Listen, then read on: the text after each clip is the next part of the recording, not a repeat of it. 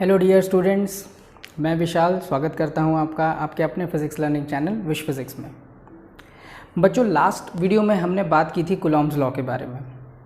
Coulomb's law हमें help करता है ये पता लगाने में कि किन्हीं भी दो चार्जेस के बीच में कितना फोर्स लग रहा है, उसका मैग्नीट्यूड क्या है। उसे हम आसानी से कूलॉम्स लॉ की हेल्प से कैलकुलेट कर सकते हैं, जिसका फॉर्मूला था 1/4πε0 Q1 Q2/r², या फिर F = K Q1 Q2/r²। लेकिन आज हम बात करने वाले हैं सुपरपोजिशन प्रिंसिपल के बारे में।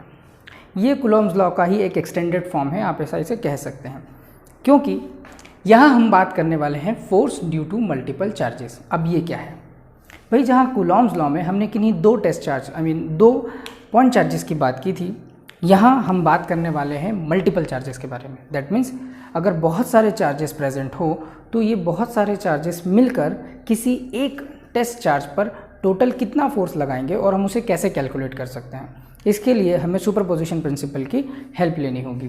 जैसा कि पहले हम इसकी डेफिनेशन देख लेते हैं कि the net force on any charge due to number of charges at rest is the vector sum of all the forces on that charge. मतलब जितने भी चार्जेस मिलकर फोर्स लगा रहे हैं उन सभी का अगर मैं वेक्टर सम कर देता हूँ तो मुझे उस किसी एक पर्टिकुलर चार्ज पर लगने वाला टोटल नेट फोर्स पता चल जाएगा। ठीक है, तो यहाँ मैंने एक डायग्राम बनाया हुआ है, आप देख सकते हैं। मैं ऐसा अज्यूम करके चलता हूँ कि ये जो Q0 है, ये Q0 एक टेस्ट चार्ज है और इस टेस्ट चार्ज के ऊपर ही ये आसपास मौजूद जितने भी चार्जेस हैं ये अपना अपना इंडिविजुअल फोर्स लगा रहे हैं। यहाँ एक बात मैं क्लियर कर देता हूँ कि जब किन्हीं भी दो चार्जेस के बीच में इंटरैक्शन होता है और उन दो चार्जेस के बीच में जो फोर्स बनेगा वो फोर्स किसी तीसरे चार्ज के मौजूद होने के कारण लगने वाले फोर्स से इफेक्ट नहीं होगा। दैट मीन्स मान लेते हैं कि राम और श्याम आपस में एक दूसरे से लड़ाई कर रहे हैं और एक दूसरे को बराबर कड़ी टक्कर दे रहे हैं।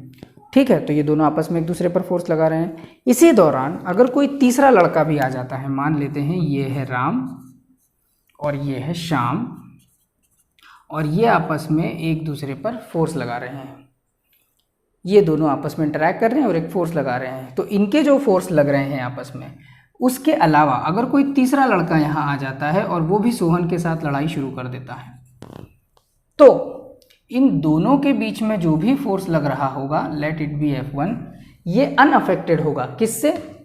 इन दोनों के बीच लगने वाले फोर्सेस से।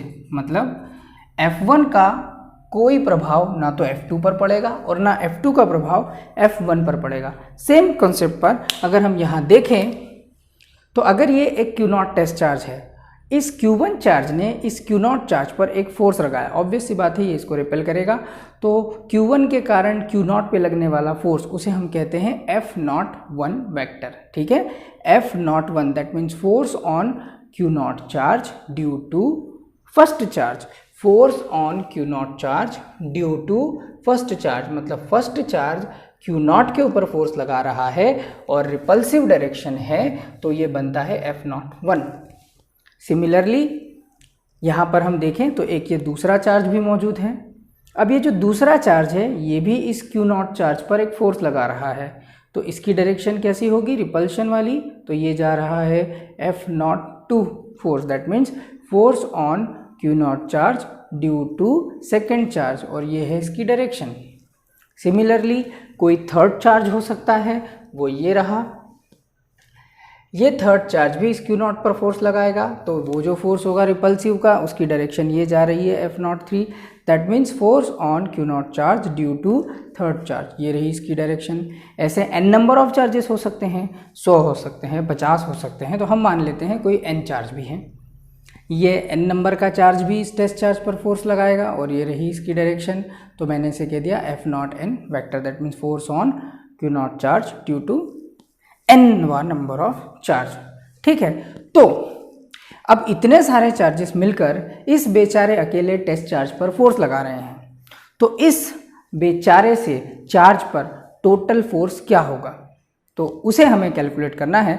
तो हम सुपरपोजिशन प्रिंसिपल की हेल्प लेने वाले हैं, जो कि क्या है?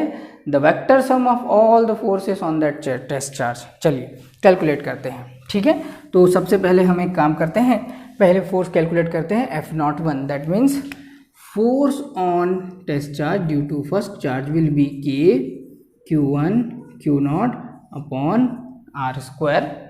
ठीक है, अब क्योंकि एक वेक्टर क्वांटिटी है और ये डिस्टेंस जो है वो किसके किसके बीच की है भाई, Q0 और 1 चार्ज के बीच की, और साथ में हम लगाते हैं इसका position vector 1 not unit cap. ये क्या रिप्रेजेंट कर रहा है कि भाई फोर्स की डायरेक्शन क्या है, 1 से Q0 की तरफ, जिसे मैं यूनिट वेक्टर R1 नॉट से रिप्रेजेंट करता हूँ। Similarly F02 that means force on test charge यानी कि Q0 due to second charge, ये रहा भाई force on test charge due to second charge, और ये रहा F2 जो इसकी वैल्यू है K Q2 Q0 upon R02 का स्क्वायर, और इसका पोजीशन वेक्टर होगा 2 नॉट यूनिट वेक्टर। ठीक है, यहाँ पर Q0 चेंज नहीं हो रहा है, क्यों?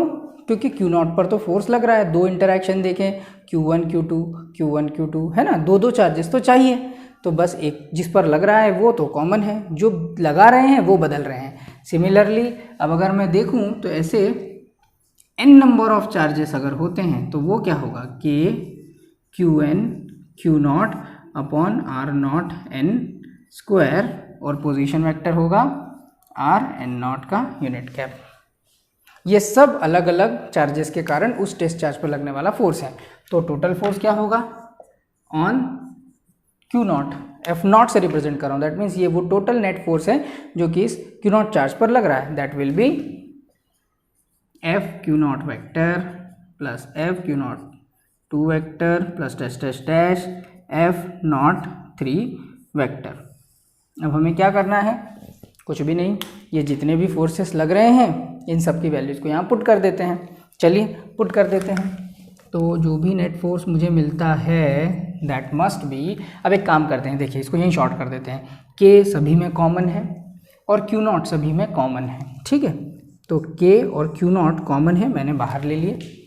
अंदर क्या बचता है, अंदर बचता है Q1, ठीक है, R1 not unit cap upon R0 1 square plus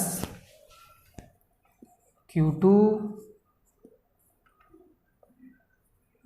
2 not unit cap upon R0 2 square plus dash dash dash Qn n not unit cap upon n not square.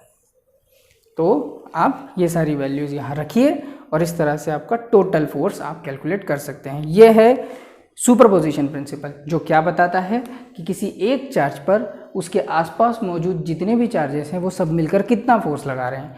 तो उसका फॉर्मूला होता है the algebraic sum of all the forces. कुछ भी मत कीजिए, जितने भी फोर्सेस हैं उन सबको वैल्यूज़ निकालिए, कैलकुलेट कीजिए और इस फॉर्मूले में रख दीजिए। इस तरह से आप नेट फोर्स निकाल सकते हैं। आई होप आपको सुपरपोजिशन प्रिंसिपल समझ में आया होगा। इस पर हम आगे जाके कुछ और डिस्कशंस करेंगे, तो आप चाहें तो इसका स्क्रीनशॉट ले सकते हैं। ठीक है, तो अगर इस वीडियो से रिलेटेड आपको इस टॉपिक से रिलेटेड अगर कुछ डाउट है तो आप कमेंट के थ्रू मुझसे इस टॉपिक से रिलेटेड डाउट पूछ सकते हैं। मैं कोशिश करूँगा कि आपको आपके डाउट्स का जवाब दे सकूँ। तो ये था हमारा आज का वीडियो। आई होप कि आपको ये वीडियो समझ में आया होगा। Thank you very much.